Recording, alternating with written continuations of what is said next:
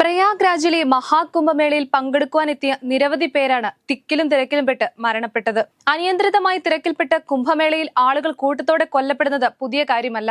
ഭാരത സംസ്കാരത്തിന്റെ പ്രതീകമെന്നോണം സർക്കാർ തലത്തിൽ ഉയർത്തിക്കാട്ടാൻ ശ്രമിക്കുന്ന കുംഭമേളയിലെ കൂട്ടമരണങ്ങളുടെ ചരിത്രം പരിശോധിച്ചാൽ ഏറ്റവും കൂടുതൽ ആളുകൾ മരണപ്പെട്ടിരിക്കുന്നത് ഇപ്പോൾ അപകടമുണ്ടായ പ്രയാഗ്രാജിൽ തന്നെയാണ്. കുംഭമേളകളുടെ ചരിത്രത്തിൽ ഏറ്റവും കൂടുതൽ ആളുകൾ മരിച്ചത് 1954-ലായിരുന്നു. അതും പ്രയാഗ്രാജിൽ തന്നെ. 800 പേർക്കാണ് അന്ന് തിരക്കിൽ നിലത്ത് വീണ് ചവിട്ടേറ്റും പുഴയിൽ മുങ്ങിയും ജീവൻ നഷ്ടമായത്. അതും ഒരു പ്രധാന ദിവസത്തെ മുഖ്യ സ്നാനത്തിനിടെയായിരുന്നു അപകടം. ആകെ 50 ലക്ഷം പേരാണ് അന്ന് കുംഭമേളയ്ക്ക് എത്തിയത്.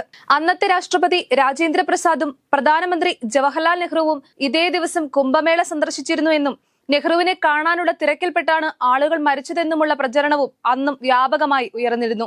1986 ഏപ്രിൽ 14-ന് 1 കോടി ആളുകൾ പങ്കെടുത്ത അന്നത്തെ ഹരിദ്വാർ കുംഭമേളയിൽ 200 പേർക്കായിരുന്നു ജീവൻ നഷ്ടമായത്.